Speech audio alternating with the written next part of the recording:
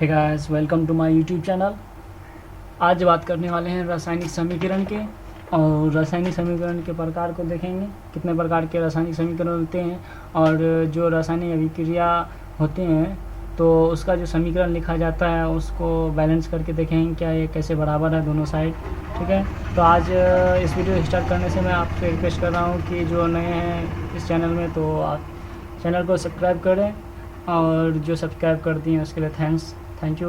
तो स्टार्ट कर रहे हैं वीडियो, जो आगे देख रहे हैं। ठीक है, आज बात करने वाले हैं रासायनिक इक्वेशन के।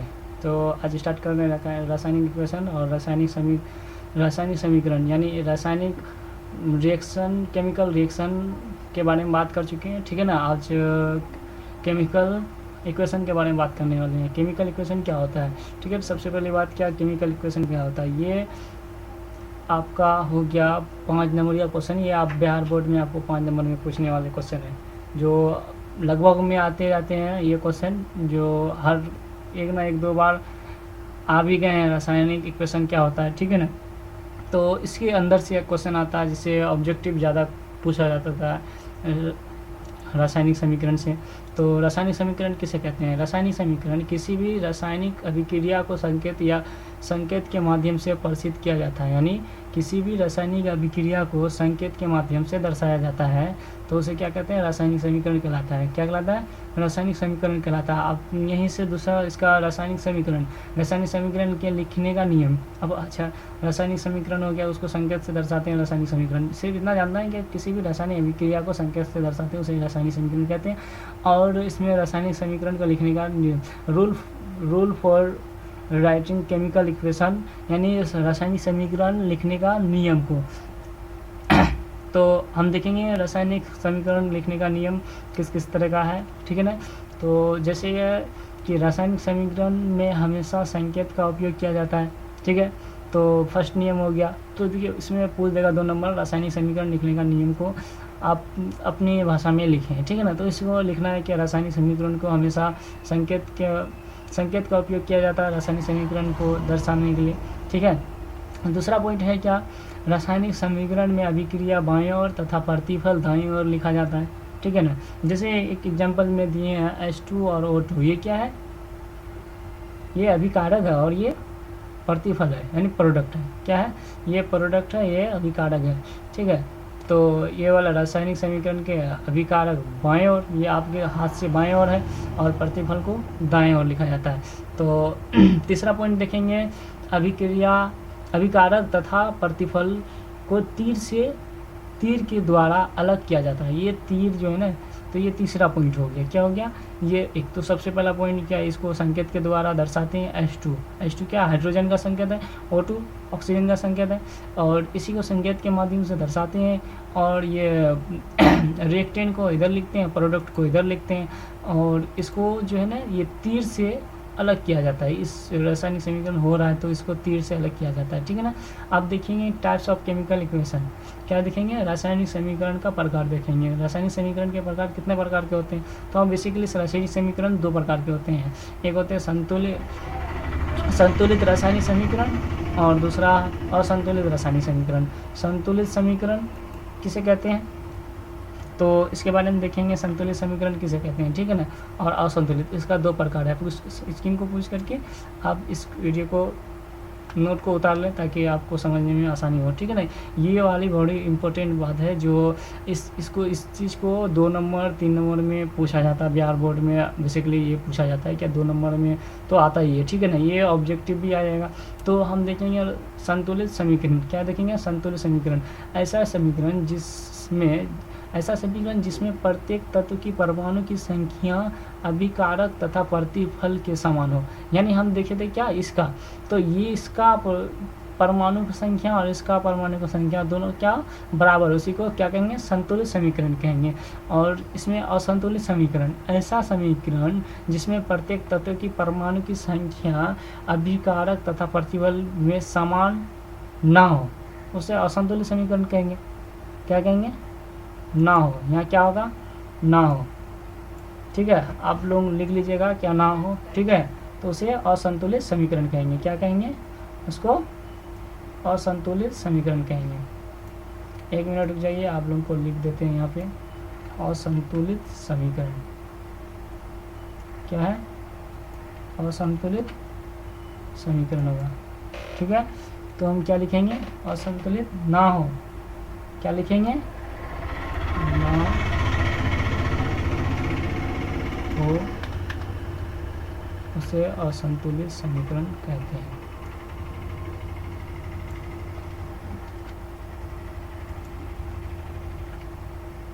ना हो, आप लोग सही से नोट कीजिए ताकि आप लोगों को समझने में दिक्कत ना हो, ठीक है।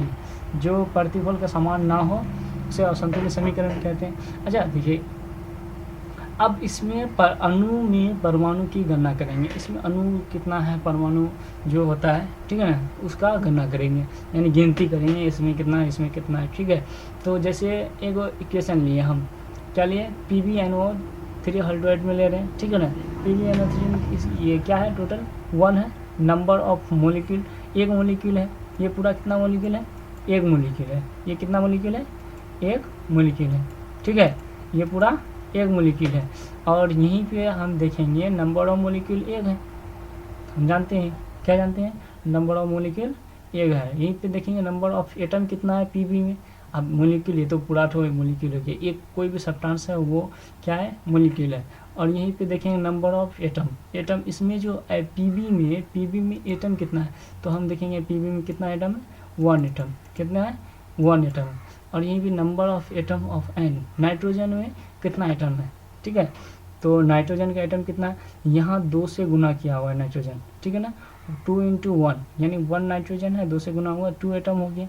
यहीं पे नंबर ऑफ ऑक्सीजन 3 ऑक्सीजन यहाँ है, और उसके बाद 2 से गुना किया हुआ है तो 6 एटम हो गया। कितना हो गया? 6 एटम हो गया। कितना हो गया? 6 एटम हो गया। Number of atom of oxygen का 6 हो गया, इसमें इतना हम जानेंगे, ठीक ना। और दूसरा हम दे दिए 5CaSO4, क्या लिए? 5CaSO4 देखिए, ठीक है ना। इसमें मोलिक्यूल का संख्या कितना? 5 हो गया। क्या है? 5 मोलिक्यूल हो गया। उसमें नंबर ऑफ एटम Ca का कितना देखेंगे, और पूरा हर अलग अलग एलिमेंट का देखेंगे, ठीक है ना। Ca का देखेंगे तो कैल्शियम का देखेंगे 1 × 5, क्योंकि 5 से गुना किया हुआ है, ठीक है ना। तो 5 एटम हो गया। इसमें भी उसी तरह number of atom of sulphur, तो S का देखेंगे तो यहाँ पे 5 एटम हो जाएगा। ये भी number of atom of oxygen, तो यहाँ जो सिर्फ ऑक्सीजन का देखेंगे तो 5 और 4 से ये गुना किया हुआ है, तो यानी 5 × 20 एटम हो गया। तो उसी टाइप से इसको भी देखेंगे, जो 2Ca और हॉल में है HCO3 2 से गुना किया हुआ है, ठीक है ना। आगे पीछे दोनों इसके साथ गुना किया हुआ है, ठीक है ना। इसके साथ तो पहले से 2 है ही इस पूरा टर्म के साथ, और फिर इतने के अंदर में जितना में ब्रैकेट से घिरे हुए हैं उसके अंदर में हम देखेंगे नंबर ऑफ मोलिक्यूल। जो आगे तरफ लगता है वो पूरा मोलिक्यूल का गणना होता है, और जो यहाँ लगता है इस एक एलिमेंट का गणना होता है, ठीक है ना। तो वो 2 मोलिक्यूल होगा। नंबर ऑफ एटम Ca का तो हम देखेंगे 1 × 2, यानी Ca जो है तो 1 है C, और 2 से ये आगे तरफ गुना किया हुआ तो 2 हो गया। अब यहीं पे देखें number of atom of hydrogen, hydrogen का देखेंगे तो हाइड्रोजन पहले से यहाँ 2 से गुना हुआ और फिर 2 से आगे तरफ लगा हुआ, 2 दूनी 4 एटम हो गया। उसी तरफ C का देखें कार्बन का, तो उसी तरफ से 4 हो गया, 4 एटम हो जाएगा। उसी नंबर ऑफ एटम ऑक्सीजन का देखेंगे तो 3 से पहले है, 3 से 3 दूना 6 हो गया, 6 दूना कितना हो जाएगा? 3 पहले 3 है, 3 यहाँ से गुना हो गया, 3 दूना 6 और 3 दूना 6, फिर 2 से गुना हो गया, 6 दूना 12 हो जाएगा, ठीक है। ये मिस्टेक क्या हुआ था? कितना हो जाएगा? 12 हो जाएगा। कितना होगा? 12 हो जाएगा, ठीक है। अब देखें आगे टर्म समझेंगे, क्या रासायनिक समीकरण को संतुलित करने की विधि, इसको किस टाइप से हम संतुलित करेंगे, क्या करेंगे, इसको किस विधि से संतुलित करेंगे। ये बहुत इंपॉर्टेंट है। ये 5 नंबर का आपका 5 गो इक्वेशन आएगा और 5 गो दिया रहेगा कि इसको संतुलित करेंगे। क्या करेंगे? क्या करना है? संतुलित करना है। हीट एंड ट्राइट मेथड, यानी इसको हम हीट एंड टेल्स विधि से हम क्या करेंगे, इसको संतुलित करने का विधि इसको जानेंगे।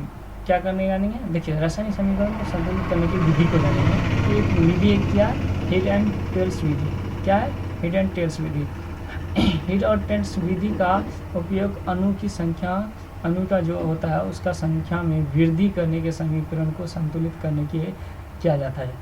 जो कोई भी विधि वृद्धि हो रहा उसका जो है ना समीकरण को संतुलित करने में हिट एंड टेंस का विधि का उपयोग करते हैं। जैसे एग्जाम्पल ले लेते हैं, ऐसे तो समझ में नहीं आएगा सर, एग्जाम्पल में लेते हैं। जैसे यहाँ पे दिया हुआ है N2 और H2 दिया हुआ है, क्या दिया हुआ है H2 और N2 दिया हुआ है। ये रिएक्शन किया, नाइट्रोजन और हाइड्रोजन को NH3 बनाया हम ठीक है, क्या बना दिया NH3 बना दिया।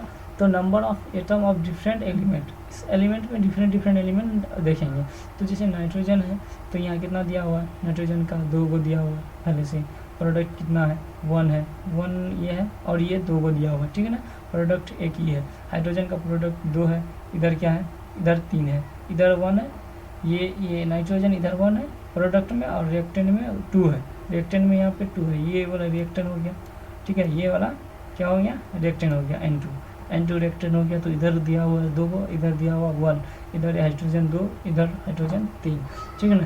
तो इसी तरह देखेंगे जैसे इट इज़ द अनबैलेंस, ये क्या है, बैलेंस नहीं है। Reaction balance become the number of oxygen atom and hydrogen atom different in the reactant and product.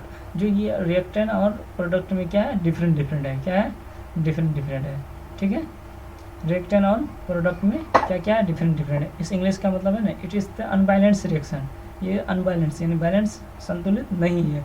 तो because the number of oxygen atom and hydrogen atom is different reactant and product, इसमें different है, समझे। ये और ये हम मेरा balance नहीं हुआ। ये कौन सा विधि है, हिट एंड टेंस विधि का। ये कौन सा विधि है, हिट एंड टेंस। जैसे N2 और 3H2 दे देंगे या 2NH3 दे देंगे तो नाइट्रोजन यहाँ कितना हो गया, 2 हो गया, इधर भी 2 हो गया, इधर भी हाइड्रोजन से इधर से। तो इस रिएक्शन को कहेंगे जब बैलेंस कर देंगे, यही सेम रिएक्शन यहाँ 3 लगा दिए और यहाँ पे 2 लगा दिए, जब बैलेंस होगा तो it is the balance reaction because the number of atom each element, यानी प्रत्येक एलिमेंट इज इक्वल, क्या है, एलिमेंट का इक्वल रिएक्टेंट एंड प्रोडक्ट। ये जो नंबर है इसमें, ठीक है ना, इसमें बैलेंस क्या हुआ है, क्या हुआ है, बैलेंस क्या हुआ है। It is the balance reaction, ये क्या है, संतुलित रिएक्शन है। बिकॉज द नंबर क्या है, इसमें जो नंबर है, ठीक है ना, ऑफ एटम का जो नंबर है क्या है, इच एलिमेंट यानी प्रत्येक एलिमेंट में इक्वल है, ठीक है ना, किधर जो रिएक्टेंट और प्रोडक्ट की तरफ, ठीक है। और यहीं पे दिया हुआ KClO3 और KCl प्लस ऑक्सीजन O2 को बाहर कर दी। ये तो टूटा हुआ रिएक्शन, पीछे वाला वीडियो में देखें, जो पीछे वाला वीडियो में देख लीजिए ये कैसे होता है, ठीक है ना। एक एलिमेंट को टूट के 2 भी एलिमेंट बन सकता है, तो ये रासायनिक समीकरण में आता है, ठीक है ना। इसी तरफ देखते हैं K को, रिएक्टेंट की तरफ K कौन पोटेशियम कितना 1 है और Cl कैल्शियम कितना है 1 है, ऑक्सीजन 3 है। और प्रोडक्ट की तरफ ये ऑक्सीजन सिर्फ 2 है, यहाँ पे कितना है, ऑक्सीजन 2 है। तो यहाँ ऑक्सीजन 2 नहीं रह करके अगर 1 2 3 रहता ऑक्सीजन यहाँ पे तो हो जाता, होता ना। तो इससे तो ये क्या हो गया, इसको इंग्लिश में लिख दें, it is unbalance reaction because the number of oxygen and different reaction and product. ये ऑक्सीजन जो है ना, ऑक्सीजन का सिर्फ जो नंबर है एटम वो डिफरेंट है। 2KCl3 इसको बैलेंस कर दिए, इसी वाला रिएक्शन को यहाँ बैलेंस करके दिखाया है। तो ये जो ऑक्सीजन है ये 6 हो गया, कैसे, यहाँ 3 से गुना कर दिया 6 हो गया, और यहाँ 2 से इसको गुना दिया और इसको भी 2 से गुना कर दिया, ये 6 हो गया। तो it is the balance reaction because the number of atom of element equal reaction and product, दोनों का क्या हो गया, प्रोडक्ट और ये दोनों का क्या हो जाता है, बराबर हो गया, ठीक है। अब देखेंगे क्या रासायनिक समीकरण को उपयोग बनाने का विधि, क्या देखेंगे रासायनिक समीकरण को उपयोग कैसे बनाते हैं, ठीक है। तो रासायनिक समीकरण को उपयोग बनाएंगे, रासायनिक समीकरण को निम्नलिखित तरीकों से और उपयोग बनाया जाता है, उसका उपयोग बनाना जानते हैं, उसका और भी उपयोग बनाया जाता है। तो इंग्लिश में लिखे हैं chemical reaction are the made more of formative by the following way, यानी बहुत तरह से आप इसको उपयोग में ला सकते हैं। तो रासायनिक समीकरण को निम्नलिखित तरीके से और उपयोग बनाया जा सकता है, जैसे कि सॉलिड लिक्विड गैस, ठीक है ना। तो इस तरह से हम दर्शा देंगे, आगे देखेंगे किस टाइप से हम दर्शाते हैं। जैसे सॉलिड है तो इसका संकेत में क्या दर्शाते हैं, एस दिए हैं, ठीक है ना। ये वाला ध्यान रखिएगा आप आगे चल के, ठीक है ना। क्या रखिएगा, ये वाला ध्यान में रखना है क्या कैसे होता है, ठीक है। ये वाला याद रखना है क्या होता है कैसे, एस, ये वाला नहीं दिख रहा है ना, इसको दिखा देते हैं अच्छा से, ये रहा, कर देते हैं, ठीक, ब्लू कर दिए, ये अब भी नहीं दिख रहा, अच्छा से पूरा रेड कर देते हैं, रेड, ताकि आप लोग को भी दिख सके, ठीक है ना, रेड कर देते हैं, ठीक, फेड हो गया। तो उसी टाइप से, और लिक्विड है तो एल से दर्शाएंगे, यहाँ एल है, छोटा वाला है, क्या है, एल है, ये लिक्विड को दर्शाएं, यहाँ गैस को दर्शाएं, किसको दर्शाएं, गैस को दर्शाएं, ठीक ना। तो इसका एग्जांपल लेंगे, जैसे कि उष्माक्षेपी, क्या है उष्माक्षेपी, ये रिएक्शन पीछे बात की है, उष्माक्षेपी अभिक्रिया किसे कहते हैं। उष्माक्षेपी में उष्मा को प्रतिफल के साथ लिखा जाता है, किसके साथ लिखा जाता है, प्रतिफल जो बनता है मेरा प्रोडक्ट उसके साथ लिखा जाता है, उष्माक्षेपी रिएक्शन में, ठीक है। जब रिएक्शन कराएंगे तो उष्माक्षेपी यानी हीट जब निकलेगा उष्माक्षेपी में, तो इसको हम क्या कराएंगे, प्रोडक्ट के साथ लिखा जाता है, ठीक है ना, और ये रिएक्शन होगा, ये प्रोडक्ट के साथ लिखा जाता है। और उष्मा शोषी अभिक्रिया में उष्मा को अभिकारक के साथ तीर के ऊपर लिखा जाता है, ये तीर जो है ना उष्मा, ये रिएक्टेंट है, ये रिएक्टेंट का साथ जो है ना, तो ये ऊपर में लिखा जाएगा, क्या किया जाएगा, ऊपर में लिखा जाएगा, ये हीट वाला जो, ठीक है, ये हीट के साथ ऊपर में लिखा जाता है। और यहीं पे देखें एक और है जो गैस, उसके बारे में होगा, अभिकारक में निकलने वाले गैस, ठीक है ना, क्या करते हैं, अभिकारक में निकलने वाले गैस को हम किससे दर्शाते हैं, देखो तीर से, चिन्ह से, ये तीर वाला चिन्ह है, जो ये वाला तीन, कौन सा चिन्ह है, ये वाला बड़ा कर देते हैं, दिख नहीं रहा, ये वाला चिन्ह, ये वाला चिन्ह से दर्शाते हैं, ठीक है, किससे दर्शाते हैं, ये वाला चिन्ह से दर्शाते हैं, ये तीर वाला चिन्ह के द्वारा प्रसिद्ध किया जाता है, ठीक है ना। तो क्या है यहाँ रिएक्शन, Zn प्लस HCl से जब रिएक्शन होगा, ठीक है ना, तो ये वाला जब रिएक्शन होगा तो क्या करेगा, ZnCl2 बनाएगा और H2 बाहर हो जाएगा, हाइड्रोजन क्या होगा यहाँ से रिमूव हो जाएगा, क्योंकि हाइड्रोजन क्यों निकल रहा है, गैस है, ठीक है ना।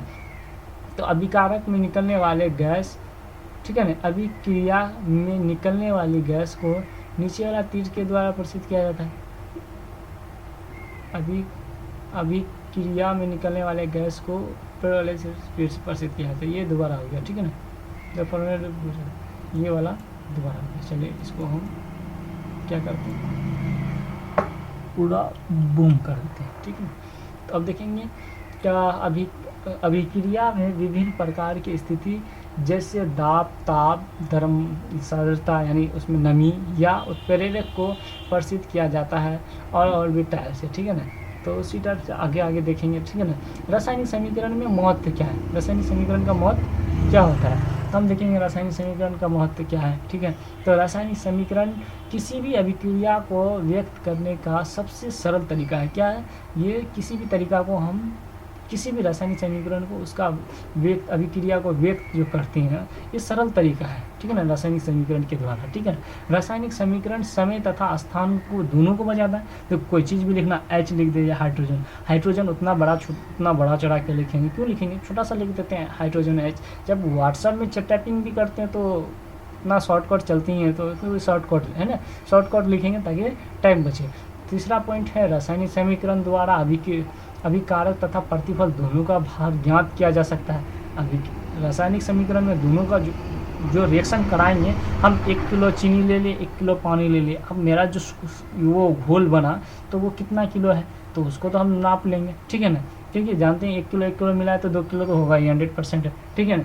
तो उसी तरह सीमा है, देखिए अब आप देखेंगे लिमिटेशन ऑफ केमिकल रिएक्शन, इसका कुछ सीमा भी है, ठीक है ना। देखो कुछ होता है ना तो उसका कुछ सीमा होता है, क्या ये किस हिसाब से कितना दूर तक जा सकता है, उसका सीमा है। एक रासायनिक समीकरण प्रतिक्रियावादी और उत्पन्न की स्थिति में, जो प्रकृति की प्रतिक्रियावादी यानी उत्पाद के स्थिति में, जब कुछ भी बनाते हैं उसका उत्पाद जब होता है तो उस विधि में या प्रतिक्रिया का दाब से, उसका प्रेशर से नापा जाता है, कितना प्रेशर लगाता है, ठीक है ना।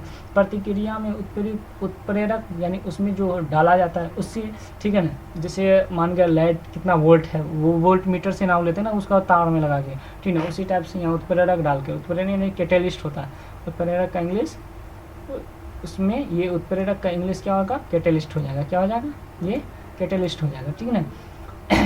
एक्सोथर्मिक प्रतिक्रिया, एक्सोथर्मिक, एंडोथर्मिक उत्क्रमण या विस्फोटक के बारे में नहीं बता सकता है, ये बेटा बहुत ही इम्पोर्टेंट है।